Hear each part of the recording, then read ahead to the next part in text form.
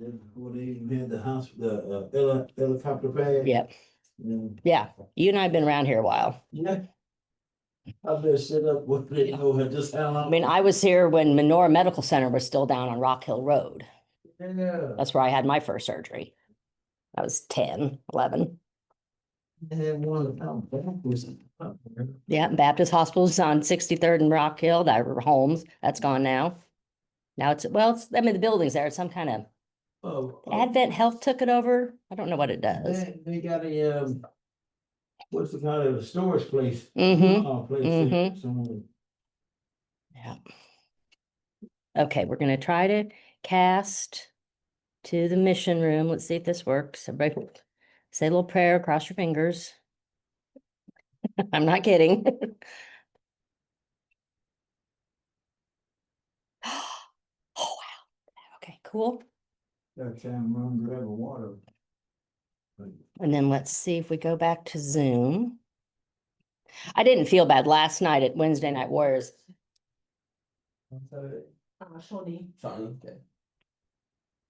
So I think it's kind of a rough neighborhood, Okay. rough part of Shawnee. So- So that's why What's the address? It's King Street. King Street? It's kind of like all the houses nearby kind of look the same, 1967. Yeah. But I think that's why he's like, better you. You should, I highly recommend women always have a buddy with Yeah. them. Just common sense this day and age. There are just too many weirdos. Well, not weirdos, just there's a lot of mental illness out there, let's be honest. And Well- if it walks in your front door, you're at a disadvantage. If it makes you feel better, my girlfriend lived on Troost in Baltimore. Yeah. Oh, okay. And there's some weird things you saw down Oh, there. absolutely. About every time at 12 o'clock and Even in what we would consider an affluent neighborhood, bad things happen. You have common sense. yeah. Hear a lot of things. Melissa and I always did open houses with my girlfriends, and Melissa and I were at one big, gorgeous home out in Lionsgate one time, and this, I don't know, 56-year-old man walked in to look at the house by himself, and he was just lingering and hanging out, and he went downstairs and he didn't come back. I'm like, do we go down and find him? I'm like, I don't think so, No, because then we're downstairs with him. Yeah. It was uncomfortable, Yeah. even with the two of us there. It's like, let's just wait by the front door. If he doesn't come back, we'll go get a neighbor. I mean, yeah, it's like, and it was a huge home. So we would have gotten downstairs. We never would have been able to come back up, yeah. to get out to safety. And so you just have to kind of go with your own instincts on those things. Okay, I need to go to more and share the screen on Zoom and see if that works. You should carry. Well, my sons have talked to me about getting, I know how to shoot firearms, but I'm not comfortable with it. I'd much rather have pepper spray. Yeah. That's- Or maybe even a little stun gun or They called something. me to the courtroom because I was in the jury. Yeah, And, I always, they were scanning mine and it was there. yeah. Ma'am, you're not allowed to bring pepper spray to Yeah. the court. You have to go back to your car. I always forget my pocket knives in my purse. I take it. We'll confiscate that. No, you're not. That was a present from my son's at scout camp. I'll take it back to my car. Thank you. Yeah. Okay. I'm having a hard time with the share on Zoom. There we go. Desktop share. See if this works. Because I'm gonna need my 357. You could, which I can't shoot very well. I've tried that before. The recoil is way too much. I even tried Glocks. They were still too big. I need something much smaller. Yeah, the 380 is. 380 is little. Yeah. I was actually grew up in the Soviet Union, so we had a military training. Oh, at wow. Cornwall High School, and we have to be blindfolded to That's assemble Kalashnikov, wild. so. Wow. That was a long time ago, so I don't remember anything. Yeah. So. that So was where the are part. Where are you from? I'm from Tajikistan, Oh, okay. Oh, cool. Wow. borders Afghanistan and Right. Central Asia, but it was a part of Soviet Union, Yeah. so. That's cool. so- Morning, When did you come Ashley. over to the States? 15 years ago, so, Oh, okay. yeah. Good morning, Ellie. Good morning, Connor. Can you hear me and see the screen? Yes, good morning. Yay. Good morning. Technology's Fingers crossed working. it continues this way. Remember last night? You never know. And Linda was doing it all last night. She's very skilled and we had all kinds of tech issues. So it's not just me. All right, we're going to try to go back and pull up our material. All right. And I don't think I have any of this. Oh, you wrote Bold. I brought Bold, so we were going to talk about Bold a little bit. I don't remember. We think though, if they sent us anything, I could put it on the screen, but I don't think they did. They just gave us handouts.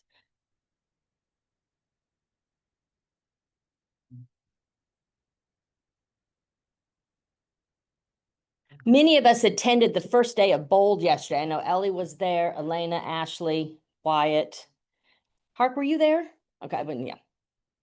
And so I was going to talk a little bit about what Bold is and just give people an idea, because maybe next year you'll be able to coordinate your schedule and participate, because it is a lot of fun. Bold is a training program and a mindset program developed by Gary Keller and the KW company. And they've been doing it for many, many years, helping you learn how to build your business and keep a positive focus in life, which is going to make you more successful. It's kind of the gist of it. BOLD stands for Business Objectives Life by Design. Another being in control of what you're doing and how you're doing it, so you're more successful and you're more peaceful.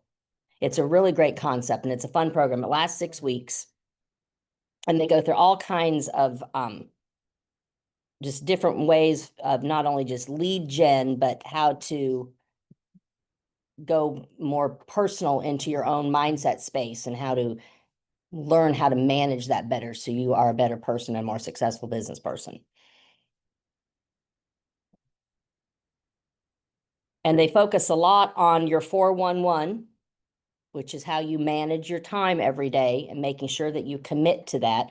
Which all ties into this whole concept of lead gen and doing 3 hours a day or whatever you can allow yourself based on your schedule. I'm gonna close the door just because we got people coming by.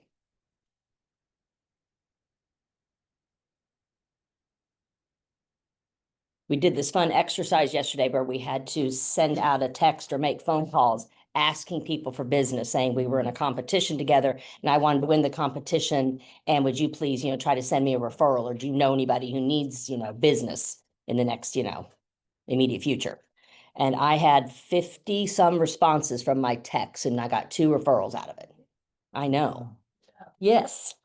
And I use the service that's set up in Command. Once all your contacts and your leads are in Command, you can use your Twilio account, which is a texting service. And it will text messages directly to your database, and then they respond back to you through your Command database. So you get to see the responses on your phone, or you can see them on your computer, either way.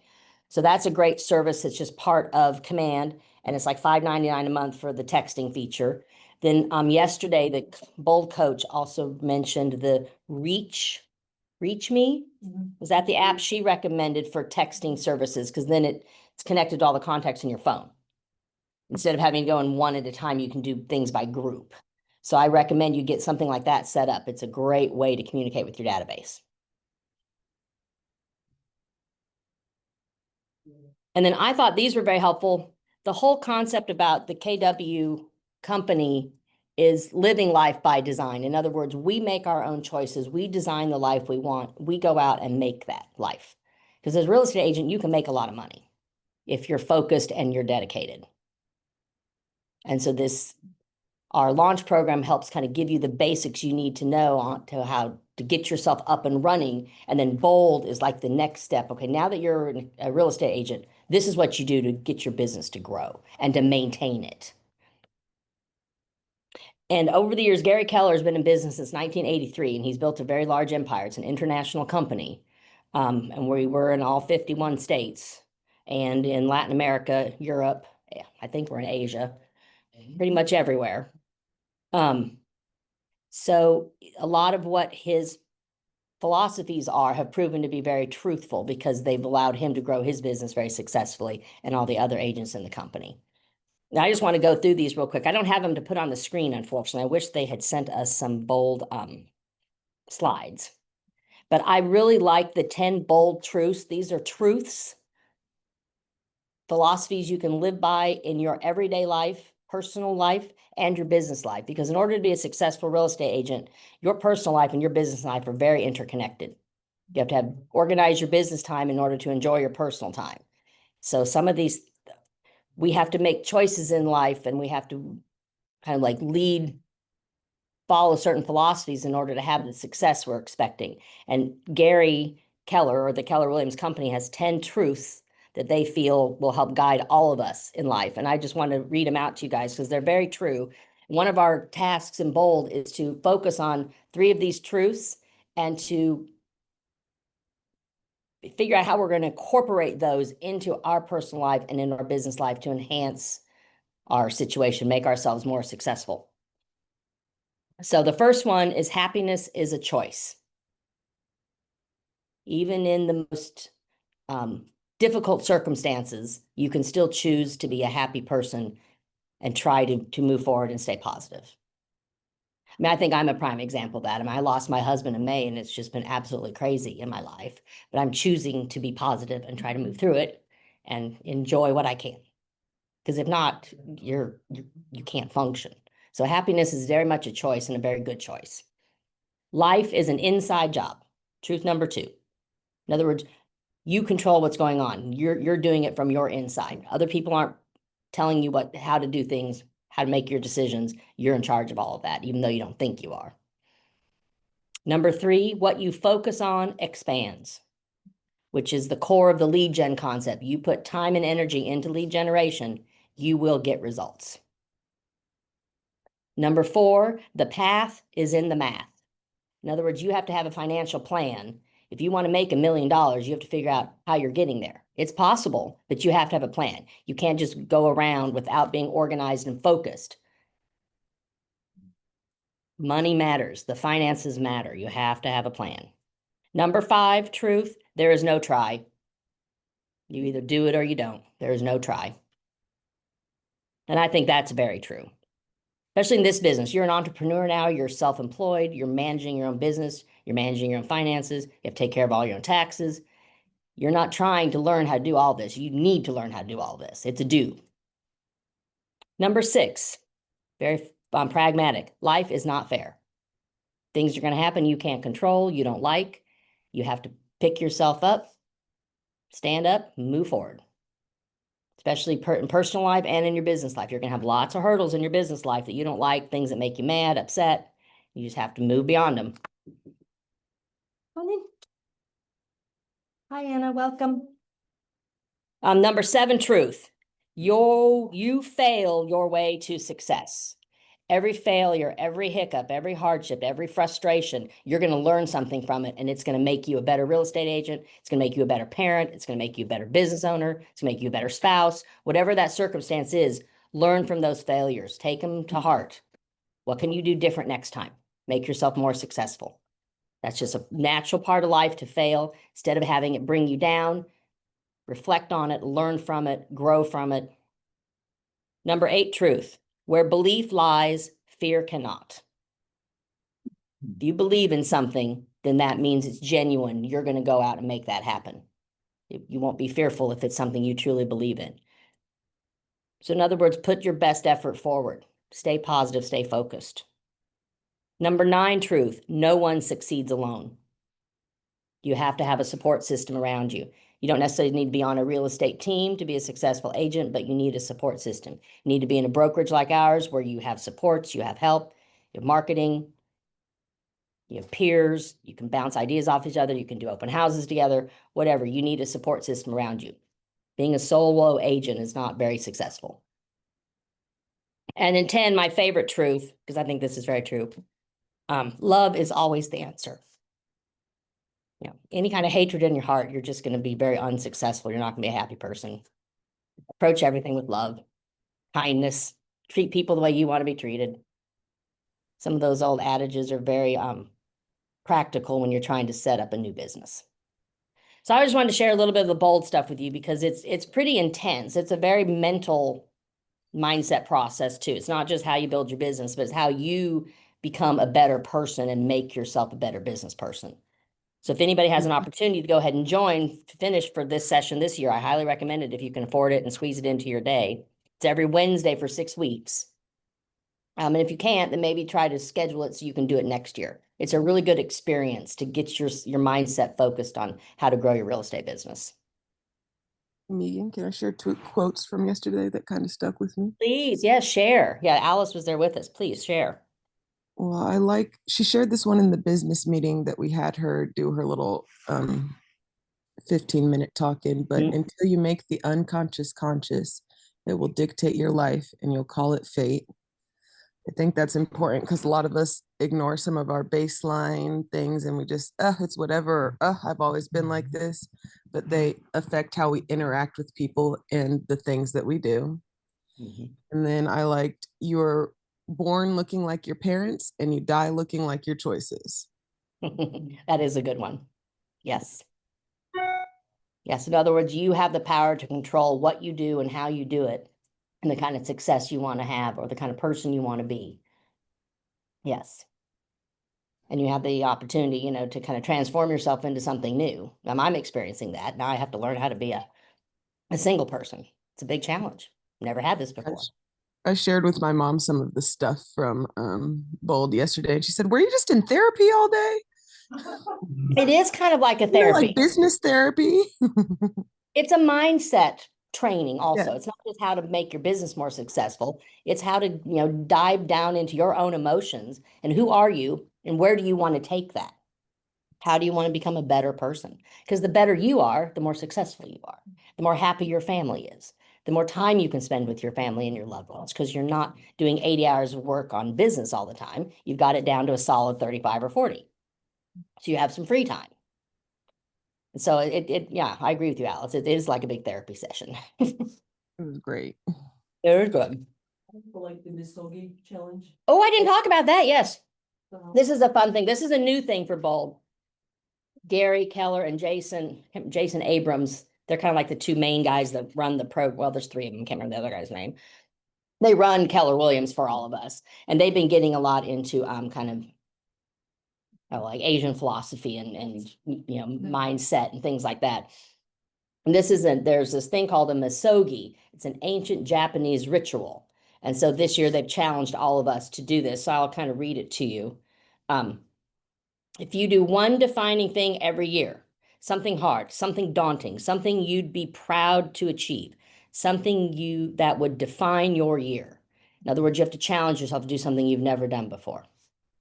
At its core, a misogi is about this kind of transformation. That's what it means in, I guess, Japanese. It's a transformation.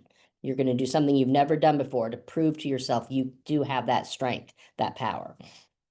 It's about shedding an old belief and a habit and embracing a new, more powerful belief or habit. One that, when you adopt it, gives you birth to a new, more powerful version of yourself. So more specifically, this Misogi challenge is about doing something so tough once a year that it shapes how you live the rest of your life. I think it's that concept of like me, somebody wants to, you want to jump out of a plane. I'm not sure I could ever do it, but that would be something I would want to challenge myself to try, prove to myself I could do it.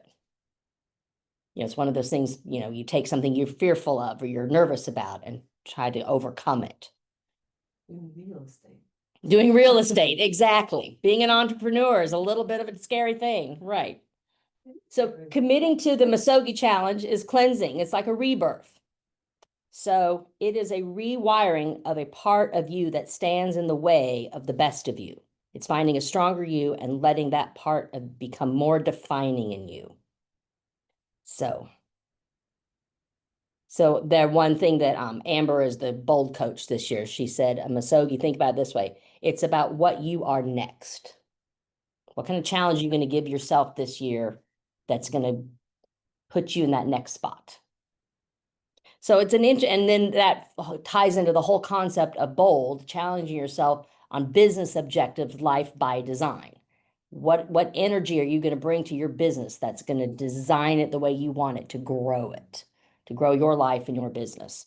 So like Alice said, it's a lot of therapy and philosophy, but it has a lot of honest meaning and things that are valuable and that they can help you grow. Because it is very scary being a sole proprietor. All of a sudden, you're responsible for everything. You don't have a boss telling you when to come in and when to leave and what to do. You have to make all those decisions. When do I start working? When do I stop working? What do I need to do today to make myself successful? And that's part of what the launch program does, is it gives you those core concepts of how to manage a real estate business. And if you use those, then it will grow. All right, let me find our other stuff. The use of ChatGPT Yes. The way she uses ChatGPT from like crazy. Yes. Amber was sharing her success with ChatGPT or Gemini, any of the AI sources. She has if you sign up on ChatGPT, which is free, I don't think at Cotton at least wasn't. So there is a premium. There's a premium Yeah. version. Okay, you need a premium I think version. You're limited to certain number of chats. Okay. But you go in and you tell it all about yourself, your background, your family, your history, who you are, your philosophies in life, all those things it needs to know. Then as it creates stuff for you, it is really taking your personality and designing it into everything it does. And Amber gave us an example of how she wanted it to create a social media calendar for her, basically, with these concepts, these core values, these things she wanted to include. And it was just incredible. It came up with everything in 30 seconds. It was nuts. And then of course you have to sit down and implement it onto your Facebook or your Instagram for a couple hours, but then it's ready. Yeah. I mean, it did all the work for her. So she highly recommends we all start using ChatGPT or Gemini or something in our own business, because it's going to help us get our social media marketing set up and ready. Yeah. I use it a little bit to make my follow Mhm. letters. Mm-hmm. Yep. Douglas said he used it for his follow-up letters. Good resource. It just helps draft things so they're more creative, they sound more professional. Got words in there you wouldn't pick. Yeah. Especially for me. so. Yes. Yeah. Yeah. If you feel For the very, open house yesterday, I was like, give me like bullet points of the features of this home. Mhm. Yeah. Gave me, like, I would never say it like that. Mhm. So. I'm No, like, that's very yeah, true. making it. Yes. And once you get used to, like Chad Taylor was saying in our business meeting, once you start using these same conversations over and over again and your same value Mhm. proposition, pretty soon it just rolls off your tongue. You don't have to think about what you're going to say. It's just natural, because this is the world you live in now. You're a real estate agent. You do this all the time. It becomes much more comfortable finding the features of a home and describing them to somebody, because you've done it so much. You know what to look for. So you'll start gaining those skills. Definitely. Adding to my vocabulary. That's what- Yes, and then, yes, exactly, adding the words to your vocabulary. So I have the same thing. I'm trying to work with more Spanish-speaking Uh-huh. clients, but my Spanish is much more limited to family situations and weddings and parties, just, Social. day-to-day stuff, social stuff, not business stuff related to real estate. So I've had to learn a lot of new words and get terms, and yes. Like I didn't know how you say, put piers in the basement for the foundation issue. I had to go Google that whole sentence, I mean, just things that you don't ever use. Yeah. But it's a great way, it's a great learning process, because it's going to make me more successful the more I can get, better at that. Yeah. So definitely. All right. So any other comments or questions about Bold? The sheet that you were reading from, can you populate that or can I? That's what I'm hoping I can. I'm going to talk to Yvette and see if there's anything that we are allowed to, I mean, we can talk about it, but if there's anything we First show, time, thank you. I would think so too. See if they have the slideshow. Then we might be able to go through it. Maybe, this Ashley will be in this program, so maybe every week she can give us. Yes. Little summary. And Angel will too. That'd be fun. We might have, every Thursday, we might come back and just have a little 10 or 15-minute session about what Bold's talking about and share your, your insights. That'd be helpful. Definitely. Let's see that, what did you call it? Marseille? Miss Sogi? You sold it. Mm-hmm. Yep. And they suggest you do like a personal and a professional. Right. Yeah. Right. A personal challenge and a professional challenge. What are those going to be? There was another thing that stood out to me. Mm-hmm. So something that she said was, it's hard to fall in love with the process when you haven't seen the results yet. Yeah. So that's just gonna come in time. And once you see those results, I think you're gonna enjoy doing the cold calling, knocking the doors, all that stuff. Right. I think that's very true. It's like the first year I took Bold, I did all the challenges that they have. And as a brand new agent with not a lot of contacts or people, or skill set, knowing what to ask, I didn't get the responses back that I was expecting. But this year, I'm not even going to do the full Bold class. I just went for the first day and I already got 2 referrals. So it really does work. It's just you have to be in the business long enough to start seeing how the process does give you the results. And so it's just. I went door knocking with Whitney Mhm. and not door knock and this and that, and then I was left the information and walked away. And for some reason, Whitney said, go back and knock again, and because something, I forget the reason. I went back and knocked again, and the person opened the door and it was that a contact, you know, with Yep. an information, and I was like, wow, dang, I better start listening to Whitney. It was kind of fun with Mhm. her, because she's like a flower blooming. Yes. It was fun. Well, that is a good example of the first bold truth, which is happiness is a choice. Yeah. You got to make yourself have a positive attitude and get out there. I 'Cause- just wasn't gonna do it. She more or less made me do it. Yep. And I Yep. had, you know, I had to Well, do see, it. that's your first Muskogee is getting out of your own comfort zone. Yeah. Yeah. And it is hard. You have got to be a very positive, friendly person if you're going to be a real estate agent. Yes, because you know, people are going to respond much better to that type of interaction than somebody who's quiet and shy. And it's, yes, you have to think about that. Okay, I'm gonna tell you what Bold's gonna be doing for the next 5 weeks, because it connects to the truths, the bold truths. And then it also gives you some idea of what they feel is very important to focus on. So it's things that you can think about to focus on in your own business, because this is how it grows. So next week, they're gonna do life is an inside job, and what you focus on expands. They're gonna work on social media and your branding and how to get yourself out there. She said, particularly because AI, Gemini, are going to be so much more, ChatGPT are going to be so much more used by people than like Google searches and stuff, that it's important that we start getting ourselves out there on those platforms and be more present, because that's going to kind of be where the future is going to go, which I think they're probably right. They're going to talk about keystone habits being the day-to-day habits you have in your 411, in your lead gen. What are you doing every week? What's your organization? What's your calendar look like? Who are you calling? What are you doing? Those sorts of things, the things we're teaching you in launch. All agents at a high level implement those every day. They're not just something you do the first year of your business. She runs she's the OP. She's like David Connerman for 3 different marketplaces in Tampa, Naples, and Marco Island in Florida. She's an incredibly successful, high-powered, businesswoman. And every Friday at 2:00, she sends in her 411 to her assistant for next week. I mean, you have to be that organized. You have to know exactly what you're doing every hour of every day in order to be successful. So part of it is learning those habits and sticking to them. And then we're going to re-engage with our database. Your database is the core of your business. Over time, your database should be sending you referrals every regularly. So you want to learn how to nurture that database. Now, in week 3, they're going to focus on the path is in the math, and that there is no try. So we're going to work again on the social media, getting a content calendar set up for next year. What are you going to be talking about every week? And then talking about your network equals your net worth. In other words, the network you have, your database, the people you know, the people you're in contact with all the time are going to equal your net worth. They're going to bring you your business. So we talk a lot about how those connections are made and how you grow your business through your own network. And then just the whole basic wealth and money. How do you get yourself set up in real estate? What do you do with all this money? How do you keep it organized? That's all part of the MREA business plan that you all have.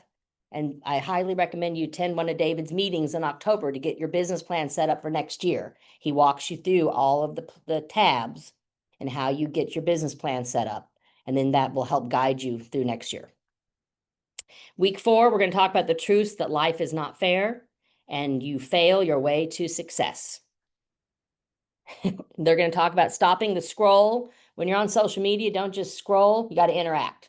The only way for social media to benefit you is you're reaching out to people, you're engaging people, you're talking to people, you're building those relationships, you're getting comments back.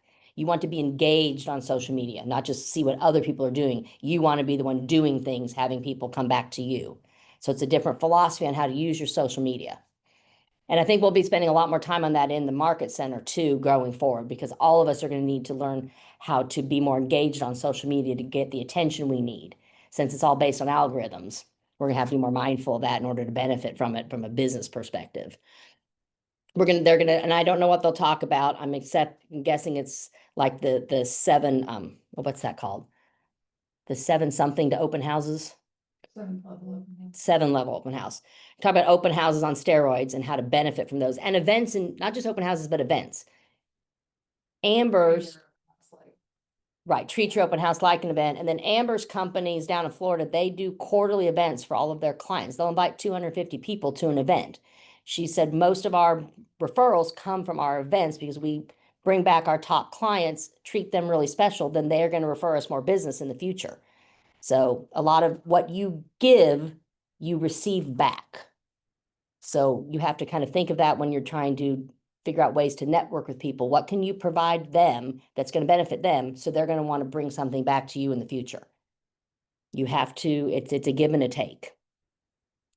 Then she said they're going to give everybody a listing presentation. It'll be fun for you to share those when we get them, what their listing presentations look Yeah. like and how they do things different on the coast. The markets, to my understanding, on the coast are very different. I mean, your price points are very different. You know, 2-bed, 1-bath house on the coast can cost you $800,000.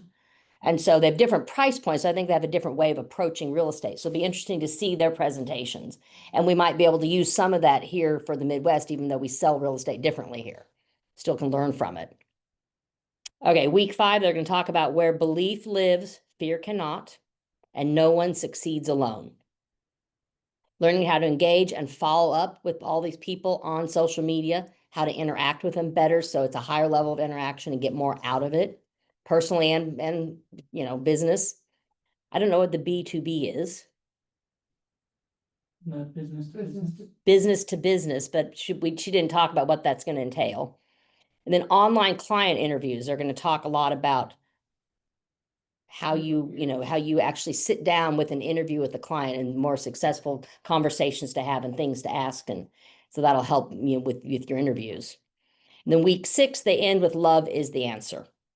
Learning to have gratitude calls, Ken Pozek's social media ladder. They're talking a lot about the social media presence because it is the wave of the future. If you're on YouTube or TikTok and you've got followers and you post videos and you're talking about things happening in the community, that kind of stuff, it's going to engage more people with you and bring them to you, and it's going to bring you more business over time. And most of us don't do it at that kind of level. It's just, I'm not on social media like that. I'll post 1 or 2 things here or there, but they were saying Keller Williams feels that that's kind of where the future is going to go with social media and getting people involved in real estate. Yeah, this is very interesting. She gave us some statistics. There are over 5 billion people with a B, billion people on social media around the world. It's 63% of the world's population. It's just remarkable. And the average person spends 2.5 hours a day scrolling on social media, looking at stuff. So if you're popping up every few minutes on social media, within your own little sphere, not worldwide, obviously, but within your own followers, then they're going to be thinking about you much more often than if you're only posting once a week. So that was kind of the theory behind this, is the more you're on there with your own sphere, giving them positive information, things they need to know, then you're going to get feedback and you're going to get business from it, which makes sense to me. So they had lots of things. It was a very interesting day. I liked the term she used for infotainment, like not entertainment, but infotainment. Yeah, It's instead of actually yes. information. We are just entertained by information, and like that term, I was like, wow. Yeah. Never heard it. Yeah, Elena commented, instead of calling things on social media information, that she called it Infotainment. infotainment. In other words, you're being informed and entertained at the same time and trying to learn that concept of how people, I guess, how their mind processes social media and how you can engage them more. Like Kyle Talbot is an agent here in our office who is he's got 43,000 followers on his YouTube channel. And basically what he started doing was just talking about Waldo area where he lives and then Kansas City in general and activities and things going on. And now he is very famous, very popular, and gets a ton of business because of his YouTube followers. So it can happen. You just got to be comfortable doing it. He likes doing that kind of stuff. He's very outgoing. Not afraid to sit in front of the camera and talk about stuff. And then he just puts it out there. But that's also what Amber said, the bold coach, is like, don't be afraid of it. Be authentic, be real. People don't expect perfection. They like to see that you're a regular human. Show them, who you are and what you're about. Let them know you. It's going to grow your business. So some of these, like, Alice said, it's not a therapy session as much, but it's philosophical, just things to think about, ways to start promoting yourself differently, challenge yourself in a different way. Okay, let's go ahead and finish our whole little thing here now that we're done with our bold comments about your lead generation and how to master prospecting in the modern real estate world.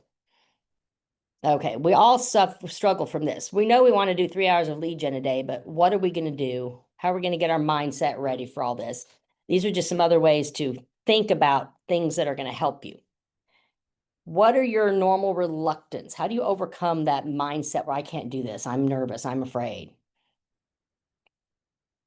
The most common sources of reluctance are fear of rejection. They're going to tell me no. Well, of course, not everybody's ready to buy or sell a piece of real estate. It's a huge decision, takes months to plan.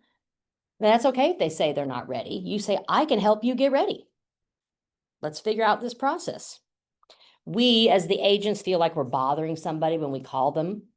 And I did have people yesterday tell me that, it's like, where are you? Why are you texting me this about some competition? I'm at work. Oh, sorry, I didn't mean to bother you. I mean, yeah, not everybody is going to go, oh, this is fun. And that's okay. You have to be able to remember just to put yourself out there politely, but remember that not everybody is going to react that way, and that's all right. You have a lack of confidence in the market knowledge. You might feel that way, but you have access to all kinds of market knowledge, so you should not feel that way. Go educate yourself. Study the market information every day. You've had a negative past experience. That can be a huge barrier to getting yourself out there. Remember, failure leads to success. So take that experience and say, okay, how am I going to make it different next time? You're uncertain about what to say. Well, that's where ChatGPT or your coaches, other people in the office can help you. What do you say to people at an open house? Talk to other agents. Get feedback from them. What do they do? What's their style? That it will help educate you more on things you can do or things you don't want to do. You worry about how you're going to handle the objections, the negativity. What do you say? You say, oh gosh, well, it was so nice to talk to you. You can't force them to want to do real estate stuff, but you just say, well, I would love to just, keep in touch and, maybe we can have coffee after the holidays. Just keep it nice and simple. Practical solutions to feeling this reluctance. Practice your scripts, your conversations, so they feel natural. So you don't feel like you're bumbling through a conversation. Start with people you know. Start your business growing with people you already know. Yes. Where can you get scripts at? There's a bunch of them on the coaching website, and there's a bunch of them in the Keller Williams School University, which is if you're in Command, there's a place called Connect, Keller Williams University. There's lots of stuff in there. They've got classes and scripts and things from, years ago, tried and true. So I can show you where all those are located. Cool. Yep. Yeah, Wyatt just asked, where do you go see some of these scripts and these conversations? And then we have different places. There's a lot of them in Command, and there's a bunch of things on, Kristen's got a lot of them on our Casey coaching page also. Okay, so start building your business with people you know. Tell all your friends and family you want to be there, refer everybody to me. Start using those sources that are already out there for you. Focus on providing a genuine value. We talked about our value proposition last week. We'll keep working on that. What skills do you already have that you could bring to your clients, that you could talk to them, help them know what services you're going to provide? Track your progress. Keep track of how many people you're talking to every week, what kind of comments you're getting back, conversations you're having. Are you getting any business out of your leads? Because if you're not, then we want to try to do something different so your energy and your time is going to generate you more business. If you're doing some lead generation activity that isn't natural to you or doesn't feel that good and it's not generating business, then we should try something else. We want to make you as successful as possible. You need to figure out what you're best at and do that. Okay, and then sometimes it's very helpful to have an accountability partner. If you need somebody to say, hey, let's look at what you did this week. How did it go? Well, how do you feel about that? Well, maybe we could try this instead or try that instead. And I think as the coaches, we often do that just in natural conversations, like, how's everything going? What do you think?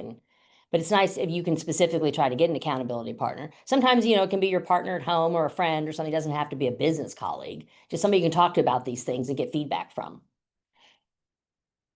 Okay. So overcoming your own reluctance. Identify the thoughts that create that reluctance. What is it that you're worried about or afraid of?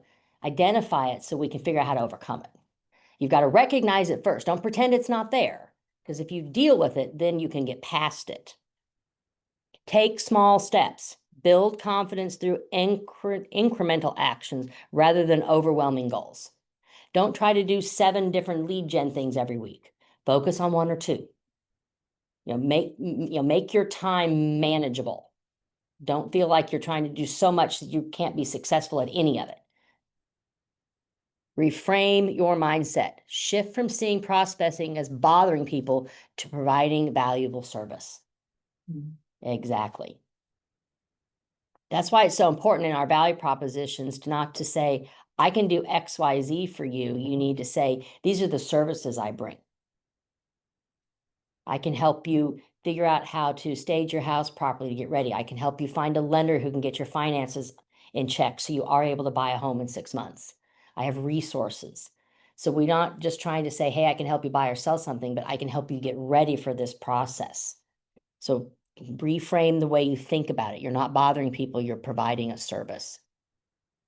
And then this is very important. It is so easy to get stuck with negative thoughts in your head, or I didn't do that right. I should have done this. I should have done that.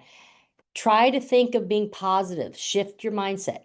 Give yourself some positive affirmations every day, because you work hard. It's like, let's say you did your daily 10 contacts and only 2 people were, more receptive than you were expecting. Instead of saying, oh God, only 2 people were receptive, you say, I am so happy those 2 people were receptive.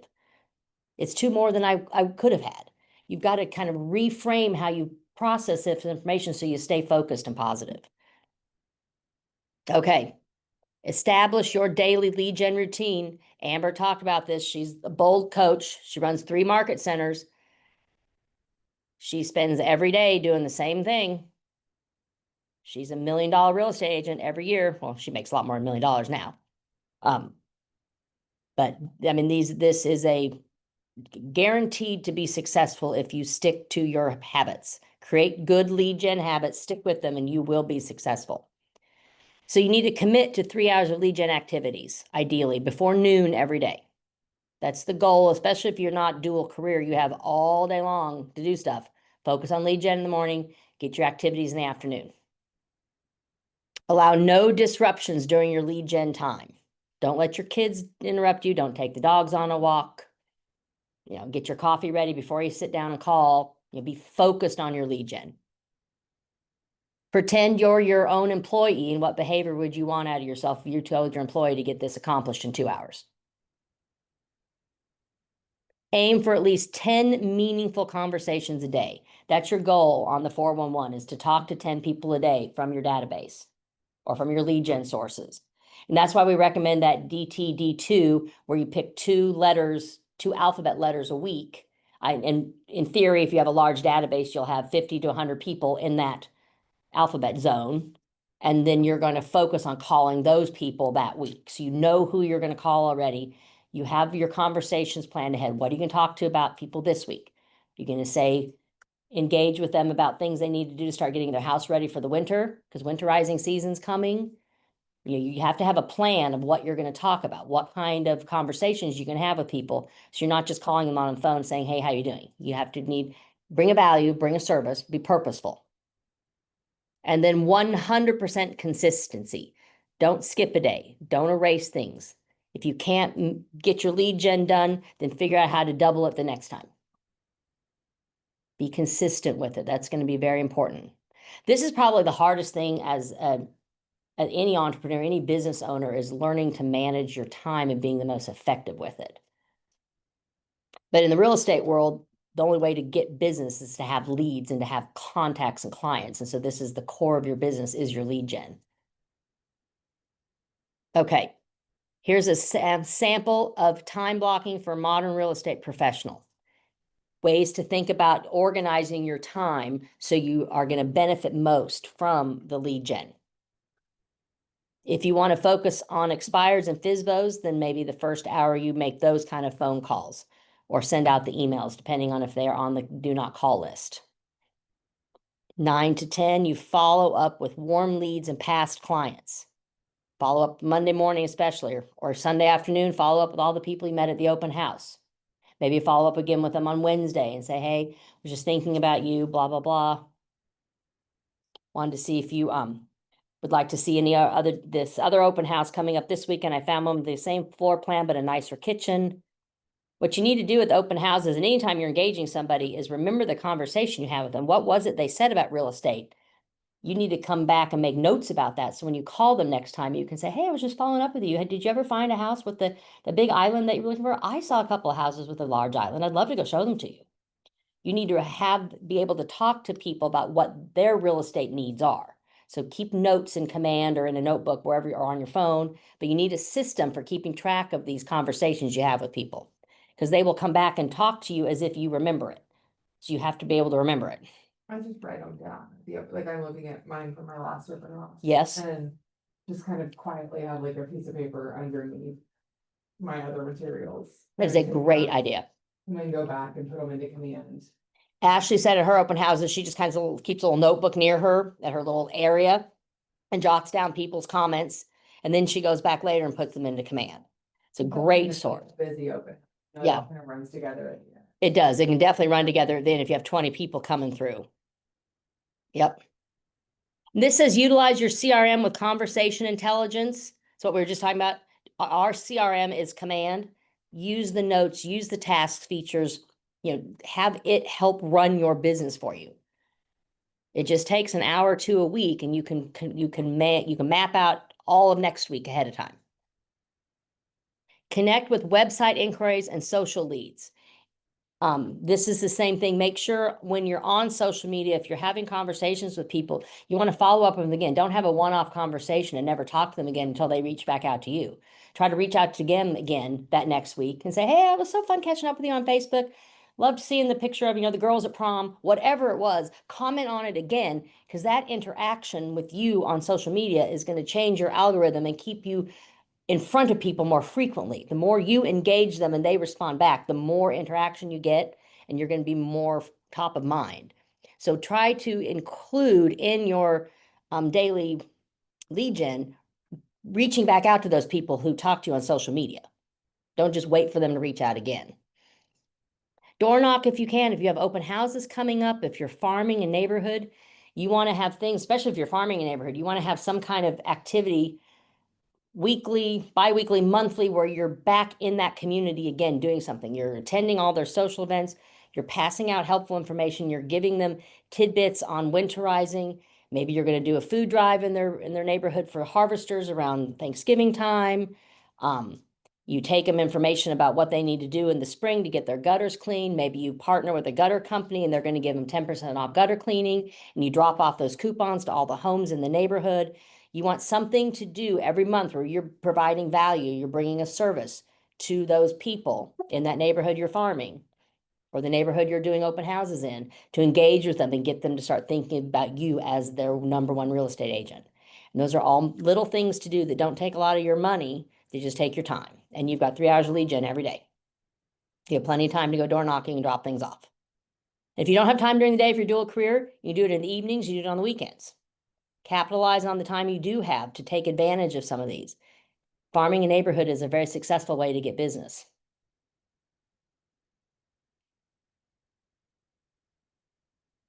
And this suggests using mobile apps for neighborhood data and tracking. You can certainly do that.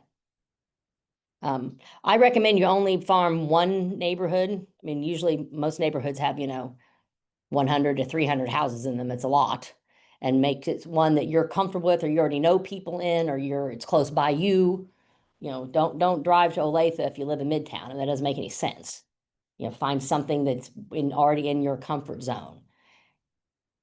Are there any rules on door knocking? Yes, there are rules on door knocking. If people say they have no solicitation, then don't door knock, just leave information. They don't want to be bothered. And you cannot put flyers and information inside somebody's mailbox. You can attach them to a mailbox with a little clippy. You can put them in their, like between the door and the door, the screen door. You can attach them to the doorknob, so sometimes you might leave little ribbons or something, but you can't put non-mail in somebody's mailbox. Is it So like federal? it's a federal offense or, Yeah. yes, yes.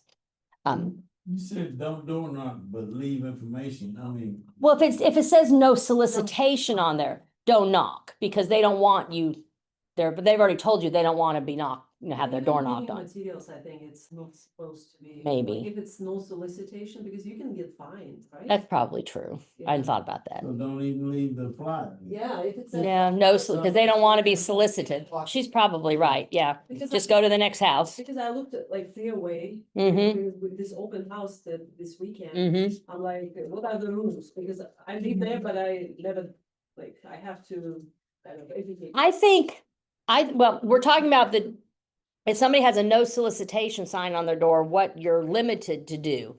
I think if you're just advertising to the neighbors that you're having a social house and inviting them to a social house, you're not soliciting anything. Uh-huh. You're not asking them to buy something. You're saying, hey, we would like to invite you to our open house. You're a neighbor. We're welcoming the neighbors. Especially if you're doing that particularly for an open house, I make the flyer say, hello, neighbor, please come visit our open house. I'm not soliciting anything. I'm just announcing that we're having, so I think that's okay to leave that flyer under their, under the carpet on their front step. Because you're not saying, hey, I want to sell you something. You're just saying, hey, neighbor, we're going to be here with an open house. We'd love for you to come, give us, your feedback. So I think that's a little different than trying to, leave something where you're asking them to buy or sell something. So we'll run that by Kristen when she gets back, but I think Elaine is right. I think there are some limitations on what we should and should not do. We need to make sure we understand those.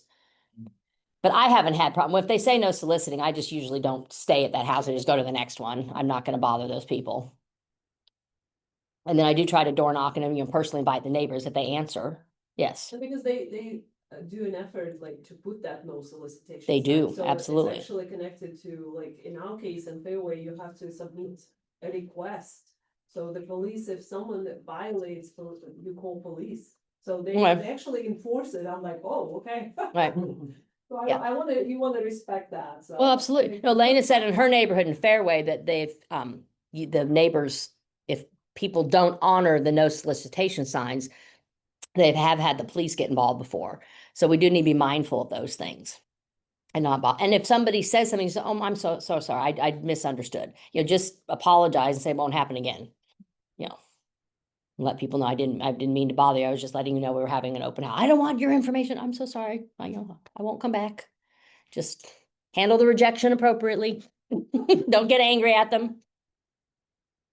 I mean, you have always got to maintain professionalism. Even if somebody's screaming at you, you do not scream back. You say, I am so sorry, I misunderstood the situation. I'm leaving now. Thank you.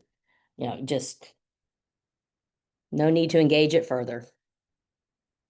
Okay, tracking your prospecting effectiveness. If you're going to focus on expireds and FSBOs, past clients, geographic farm, open houses, keep a spreadsheet or notes of some kind like this is demonstrating, saying, okay, at the expireds this week, I got to talk to, looks like 25 people. What was the response? Out of those 25 people I talked to, what was the feedback I got? Did one say something positive? Did 5 say something positive? Did 1 want to hire me? Keep track of your results, because then you're going to see where you're being most successful. And then you can put more energy into that success versus the other ones. Like this person looks like they've had much more success with their geographic farming than they have their past clients, just coincidentally. So they might want to put more energy into the farming even more because it's bringing them the most success. So keep track of those things so you can see how your different lead gen styles, how they're benefiting you or not benefiting you, and then we can change up what you're doing. I've had great success with open houses in my career. I love them. Not everybody has. So but it's a great way to start because it gets you in front of buyers. It's an automatic way to be in front of a buyer. So it's just common sense to start with those and then build from there.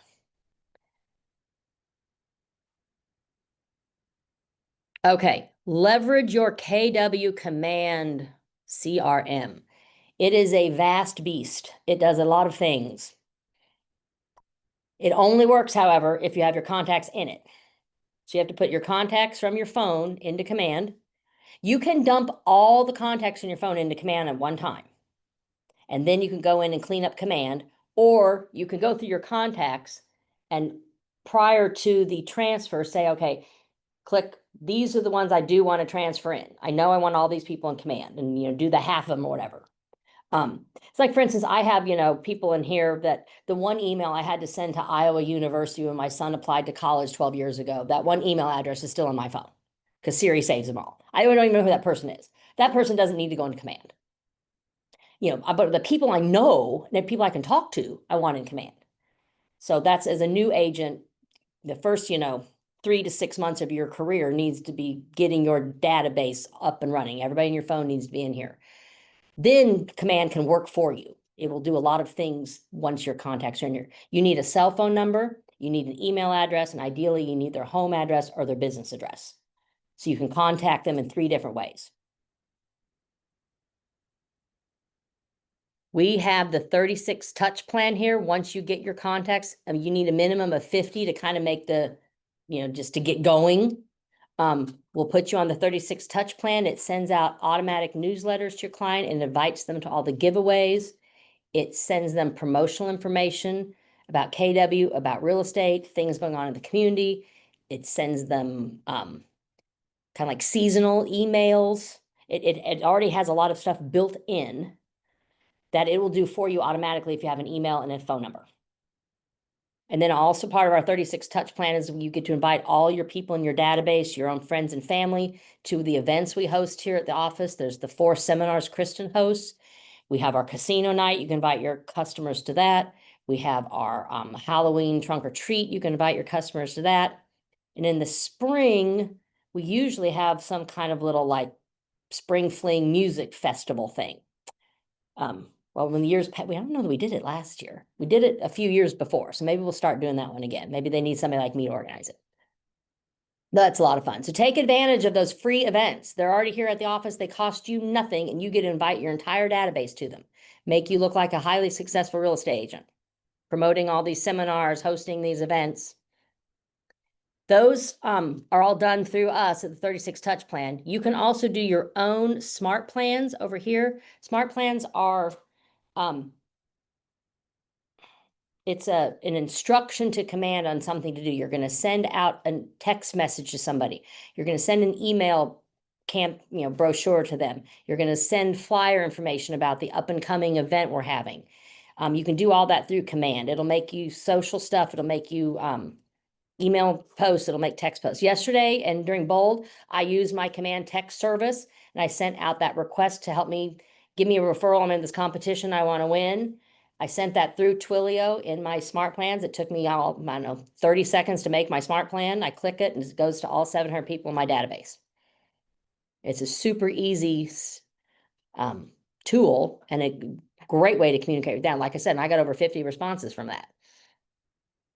Campaigns, I have to apologize. I haven't used these very much, but they essentially are when you have a listing, or you can borrow somebody else's listing. But if you have your own listing, you go in and you make a campaign in command, and it takes all the information from that listing, it connects it to MLS, and then all that information is disseminated into your own website.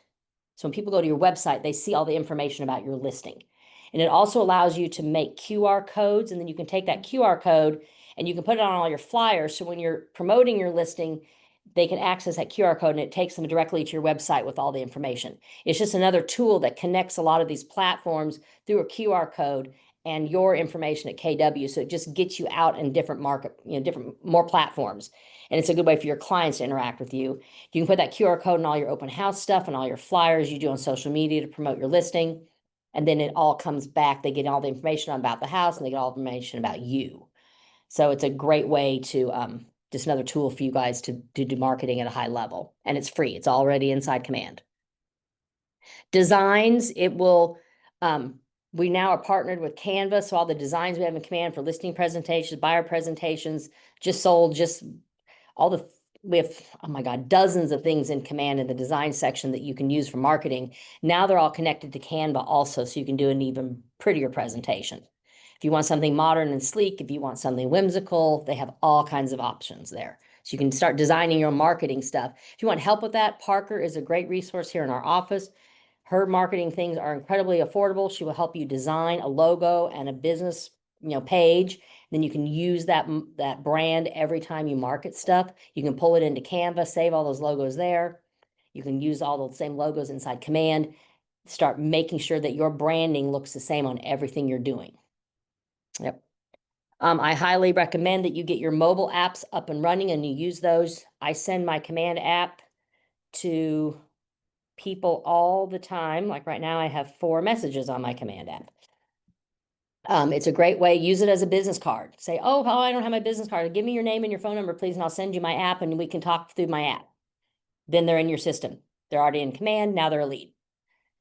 Super easy way to get people into your Command system is to use your own app on your phone and have that be your business card.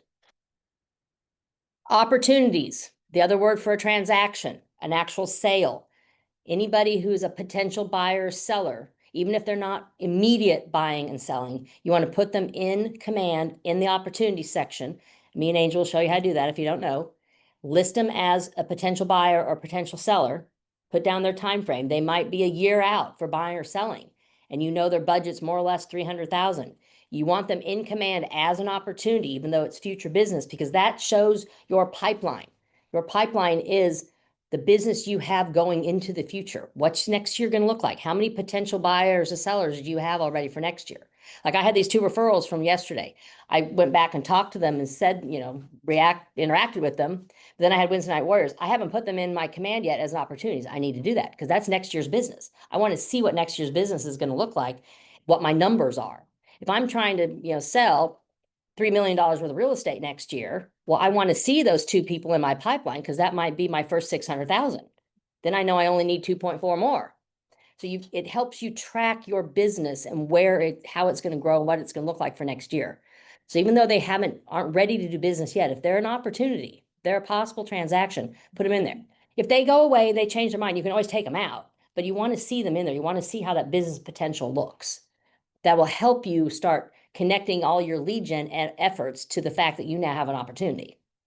It's a good positive feeling when you see, oh my gosh, those are my 6 potential clients for next year. Yes. It gives you a lot of motivation. So don't forget to put people in there. You want them in there as a lead, but if they're any way, shape, or form, they want to do business with you, then let's get it set up as an opportunity. Then you can put more energy into them also. It reminds you who you need to talk to more often. Make sure that they're doing okay, that things are going the right way. If they are getting ready to sell next spring, do they need that decluttering service? Do they need help making sure they've got all their papers in order? Whatever they might need. Have they talked to their lender about paying off their house? What's that going to look like? Are their taxes current? Like Doug's friend situation. What do I need to know as the real estate agent to make sure we're going to be successful when they are ready to list their house? What do I need to help them with? Oftentimes, especially for listings, sometimes people need a few months to get ready to list their house. It's a long commitment with that relationship from you helping them get ready to put it on the market. It takes about 2 weeks to get your pictures done and get everything in MLS and get it to go live. But prior to that, you've got to get them prepped. So there's a lot to take care of. Okay. Building a referral-based prospecting system. My business is a lot of referral-based. I know a lot of people in the community, and I get calls pretty regularly say, Megan, can you help my mom move? Of course, I'll help your mom move. So you're going to want to start building that up. All of you come from different job backgrounds, different skill sets. You're going to want to use those people you already know to help you build your business. A lot of your business will come from new people, not Mets, people you're just now meeting, but you're going to know a lot of your Mets, the people you already know you want to do business with as much as possible. So building that referral-based prospecting system. Provide exceptional service that goes beyond standard transactions. Create a memorable experience that clients want to share with others. And once you know people one-on-one, like when Shelly called and said, I need you to help my mom and Joe relocate to the senior living community. Well, I already did that for 5 years. I mean, that's my skill set. I know exactly what I need to do. But Linda and Joe didn't know that. So I went in with all of my information, my materials and things that they need to do. And I told them what I was going to do for them. And I made the process very easy. I called the nursing home. I got everything set up. I figured out how we were going to get the money transferred. I talked to their bank account people, but they gave me permission to do all this stuff. But they know me, they know I'm able to get this accomplished, and they know they can trust me, that everything stays confidential. But you have to know this stuff about people. I need to know how much money they had in the bank. I need to know how much money was in the church retirement account, because I'm gonna have to access that money to pay for this nursing home. That's not free. There's a buy-in was $450,000, and they had their monthly fees. Then you've got to put the money into an account where the nursing home can access it. There's all these things that, that we as real estate agents do behind the scenes. And so part of our job as our coaches is to help you guys learn those skill sets and what you need to do. So you want to exceed expectations. You want to go in prepared. You're going to guide your client through this journey. They're not guiding you. You've got to be the one telling them this is what the process is going to look like. And you're going to have all the material you need in front of you, because we as coaches are going to give you that information. Educate your network, your referral base in your database. Consistently remind your contacts exactly what you do and the value you provide. Make it easy for them to identify your referral opportunities. All of my friends and family, my past people trail with the PTA and the Scouts, where I was most involved, get all my information. They're all on my 36 touch plan. It's not because I'm trying to, you don't use that just for new business and new leads. You use that for all the people you know. You want to keep reminding them of all the value you bring, because that way when they do call you, they go, oh, I know Megan's got this. She talks about these things all the time. I see it every time in her emails and her social media. Ask systematically. Incorporate referral requests into your regular client communication. Ask a specific trigger point, like closing, anniversaries, market updates. Yes, be systematic, be strategic. Everybody moves, average folks moves every 7 to 10 years. You know, especially if you people you know when their kids are going to graduate, you know when people are going to college. Pay attention when people have their first baby, they got married. Those are all opportunities for people to possibly need to sell a home or buy a home, and you can be there to say, oh my gosh, I'm so excited you're having your first baby. Let me know if you guys think you might, need help finding that 3-bedroom house now, because I know your apartment's going to be kind of tight. Those sorts of things. You're going to want to pay attention to what's going on with the people in your database, so you can be proactive and reach out to them first about things going on. Don't expect them to come to you. You're going to be the one that needs to bring that value. And that's what the 3 hours of lead gen every day is. It's not just cold calling. It's paying attention to these kinds of things so you know what you need to say to that particular person. It's very personal. It's very relational. You're not sending the same message out to those 10 people every day that you're talking to. You might have a very different conversation with each of them because they're in a different position in their life, and you have to know that. You have a lot of work as a real estate agent. Building relationships takes a lot of energy and a lot of time. That's why we recommend 3 hours a day. Keeping notes. You've got to be mindful of these things going on. And you get a lot of your information from social media. If these people are on your Facebook page and they're in your database, then you're going to be able to interact with them at a higher level because you're seeing what they're doing on social media. Now you can comment on it in your lead gen, and that makes your connection stronger. Reward and recognize. Develop a formal program to thank those who refer you business. Show appreciation through thoughtful gestures and acknowledgement. I have my little system. If people have referred me business, every year they get a holiday card. They get my little stuff. Kind of all the major holidays throughout the year, I send something or do something. I will just personally text people every now and then. Like, we have gratitude days every Tuesday at the business meeting. Well, I try to be mindful of every, the top 20 people who've been my referral sources. I try to remember to every quarter, every few weeks, say, hey, I'm grateful for you today. Thank you for being my, my good friend, whatever it is. Because the more, treat people the way you'd like to be treated. I love it when people just randomly call me and say, hey, Megan, I was just thinking about you today. I hope you're doing well. I was like, oh, thank you. I'm doing great. It's meaningful. So you want to be meaningful back. You need to be genuine. You're not trying to sell somebody something. You're trying to bring them a value. You have to come from a very different mindset and be genuine with it. If you don't like doing those sorts of things, then don't do them, because it's not going to come across as genuine. Think of something else you would do. I've been around Latin culture for 40 years of my life, so I'm huggy and kissy. That's just my style. So, but if you're more professional and want some more distance, that's okay. Develop that style. What's that going to look like? How are you going to benefit most from that? Your true personality needs to be there in order for that to work for you. You can't be somebody you're not. Okay, so this has some different ideas. Extroverted agents, analytical agents, relationship-focused agents. Think about who you are, how you want to be, what's your comfort level. That's what you're going to want to start honing in on and focusing on. Extroverted agents thrive on in-person events, group settings, public speaking opportunities. Focus on activities that leverage your social energy and ability to connect with multiple prospects simultaneously. If you're not a face-to-face kind of person, then you are going to do better in a larger setting where you're at a gathering where you have an opportunity to talk to people all at the same time. You're not having to do one-on-one conversations the whole time and having people in your personal space. That may not be your comfort level, and that's okay. Focus your networking then on events and more larger gathering activities where you can be there with some information to provide your value to that group of people, not one-on-one. You may not want to have to do coffees with 20 people every week. You may prefer a big, weekend event kind of thing. So think about your personality. Analytical agents excel at providing detailed market analysis and data-driven recommendations. Focus on educational seminars, investment property analysis, specialized market expertise. This would be Jocelyn. That woman she dives deep into every program she's ever seen and goes, and and her social media stuff is phenomenal. And she gives all these details and all this data about something. That's how she thinks. So that's what she's good at. And she puts her energy into it, and it's working for her. So think about your style. What are you like? What are you good at? Relationship-focused agent, build business through deep personal connections and exceptional service. Focus on past client referrals, personalized follow-up, and high-touch communication strategies. And that is me. I mean, I already, I know 500 people in town personally. I went to the art fair and I walked by and, hey, Stephanie, how you been? I mean, I see people everywhere I go that I know.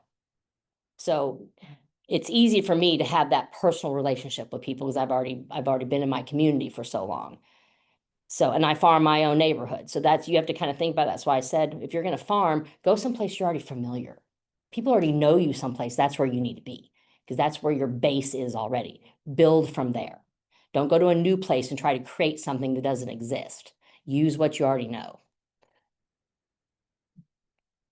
Okay, creating your personal lead generation action plan. Determine your target income and transaction count. This is where your MREA comes in, your business plan. How much money do you want to make? Everybody says, oh, I want to make $1 million my first year. Well, you better be working 24 hours a day. That's a lot of work. It's very possible to net 50 or 60 grand in 1 year. Easy. $3 million of real estate sales allows you to cap, meaning you don't pay any commission anymore. That's the minimum goal everybody's trying to hit is $3 million a year. That's not that hard. At a $300,000 price point, that's only 10 units. And if your units are at $500,000, that's only 6. So you really can make that very achievable in 1 year. You can sell $3 million worth of real estate in a year and more. So I recommend everybody kind of make that your minimum goal because it is very achievable. Your first 4 transactions in launch, we will be guiding you through. And if you get to number 5 or number 6 before that 12 months period is up, then you're much closer to that $3 million goal already. There are agents who have done that in their first year. Jeff Nelson did it. His first 4 transactions were all over $500,000 and he hit 3 million really quick. Just coincidentally. Ellie's first 2 have been over $500,000, so she's already at $1 million. So is Amy Williams. So it does happen. And if you're lucky and you have 20 clients who all are at the $250,000 mark, you're doing great. That's wonderful too. But you have to set your goals. What are your expectations for yourself, for your business? What's realistic? What can you actually do? We all want to make $1 million our first year, but that's probably not realistic. We're not going to have that level of clientele yet. Getting $1 million listings takes practice and time. You're not going to meet those people that often. You're going to meet for a lot of first-time home buyers. Let's be realistic. So set your goals accordingly. And then select your activities. Choose 3 to 5 of these prospecting methods that align with your strengths and target market.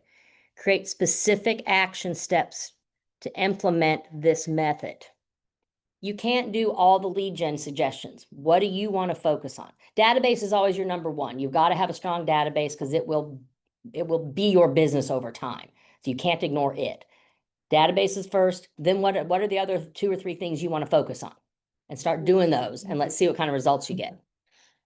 Establish your schedule. Put in your time blocking for your 3 hours a day. If you're going to follow the DTD2, whatever week you're starting with, you just starting on number 1, and so on your calendar, it would say this week I'm talking to these 2 alphabet letters. Next week is these 2. Put it on there. Then map out, go into your database. And I've got 30 people and those 2, letters on the alphabet. So I'm going to call these people Monday, these people Tuesday, these people Wednesday, these people Thursday. Map it out. Spend a Sunday afternoon or Monday morning, whatever time you can find, map out next week. What specifically are you going to do? You're going to be much more apt to do it if it's on your calendar sitting right in front of you saying, this is what you do today. So you've got to figure out your schedule. Implement your tracking. Figure out a way where you can keep track of the results you're getting. I still like to I'm getting better about doing things, man. I still kind of like write things down because it's easy to talk on the phone with somebody and write it down as I'm going versus trying to type it. But whatever style you like is what you should do because you want to start seeing those results for yourself. And then create your accountability. Are you going to need a partner to be accountable? Can you do it internally on your own? Do you want to meet with your coach once a week? I mean, we have that activity tracker every Monday, ideally for an accountability purpose. Show what you've been doing. Look what your colleagues have been doing. How are you feeling about your accomplishments, your goals? Are things working the way you want them to? It's a good resource for you to do some reflection and say, okay, I like what I'm doing. I don't like what I'm doing. And then as coaches, we can help you do things differently, but you have to share that information with us. So we like to see those activity trackers. It helps us see where you might have a strength or a weakness, and we can help build on that or help change it up. I mean, our whole goal here is to make you successful real estate agents. So whatever resources we can utilize to help each other, we want to do that. Okay, key takeaways to think about for your path to success. Prospecting is a very learnable skill. Like any professional capability, effective prospecting comes through practice and persistence.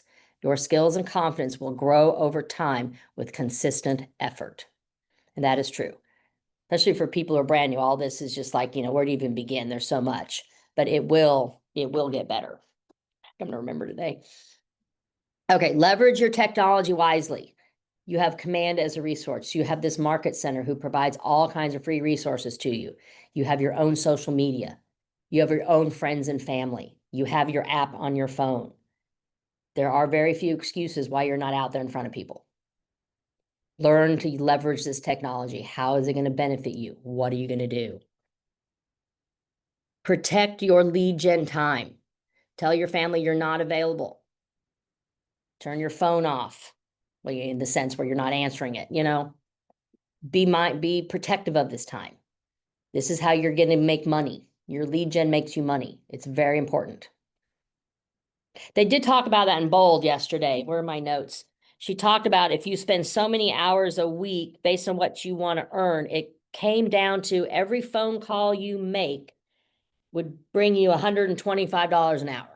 Was kind of how it met. If you were to actually get those 10 pieces of business you wanted in that year to make your $150,000 or whatever, it averaged out to be $125 a phone call. Well, that's pretty damn good money in my opinion. And that was for people like, who were not high level. The one person who had more people in their database, they were making like $600 in a phone call based on their database performance. So that was an interesting lesson. So think of it as how you're making money. If every phone call is going to give me $100, I'll make a lot of phone calls. I mean, think about that. You make 50 phone calls a week, $100 each.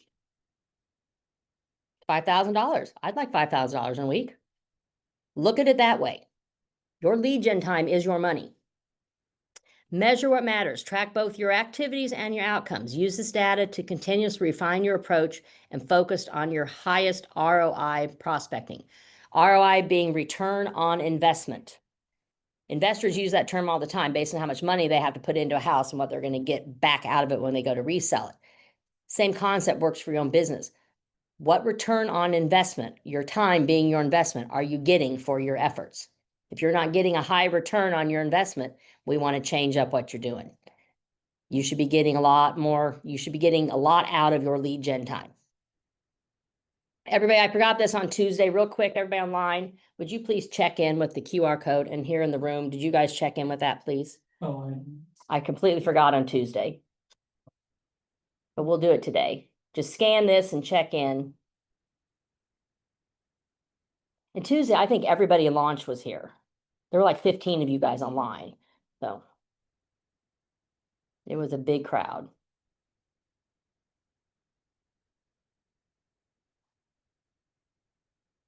So I hope these tools that we're using, this 36-12-3, the whole concept being 36 transactions in 12 months, doing 3 hours of lead gen a day, if they're giving you some good core information to think about and how you're going to up your game. What are you going to do to get this lead gen up and running? Especially the fourth quarter of every year, real estate does slow down in the wintertime. And let's be honest, not as many people move around the holidays, but people still buy and sell. So a lot of agents spend, that's why Bold is always in the fourth quarter. You spend the fourth quarter finishing out your year strong and planning your next year. What's first quarter going to look like? What's my company going to do? What's my team going to do? What's my solo agent going to do to get my business up and running for next year? This is a good time, opportunity to start planning that. And many agents in the real estate world if you go in and look at your MREA business plan, it's not based on a 52-week cycle. It's based on a 46 or 48-week cycle. The idea being that we all deserve some vacation time, and it does slow down a lot in the winter. And so a lot of people take January off, or they'll take, like Amber, the Bold coach, every summer, she and her family go someplace to a different continent for 3 to 4 weeks because her business is self-sustaining, so she can leave the country for 3 to 4 weeks, go on vacation with her family, and her business stays running fine because she's got her 401s mapped out for weeks ahead. Everybody knows what they're supposed to be doing.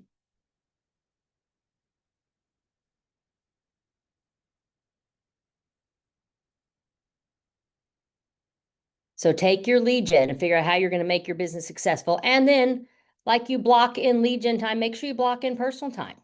If you want weekends with your family, or you need to make sure you're out of town for holidays or whatnot, mark that into your schedule. It becomes part of your schedule. You see it on the calendar, then you get to figure out how you're going to get it covered. If you're going to be out of town all weekend for Thanksgiving, let's say, but you take a listing 2 weeks before and you know you're going to need help over the Thanksgiving holiday, find a colleague and say, hey, I'm going to need help. I'm going to pay you X amount of dollars to cover for me while I'm gone. Plan ahead. You can take a vacation. You just got to be organized. Figure out who's going to help you while you're gone. A lot of real estate stuff you can do when you're on vacation. I mean, everything's on your phone already. It's usually a phone call. You call the lender, you call the co-op, you get something worked out. But you always want a backup. If you're going to be gone and you need help, ask one of us to be your backup. Don't be afraid to take a vacation. You need your downtime.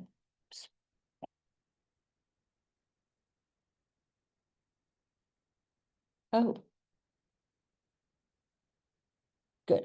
Didn't miss my appointment. Anybody have any questions or takeaways from today about your lead gen? Getting 36 transactions in 1 year, doing 3 hours of business a day?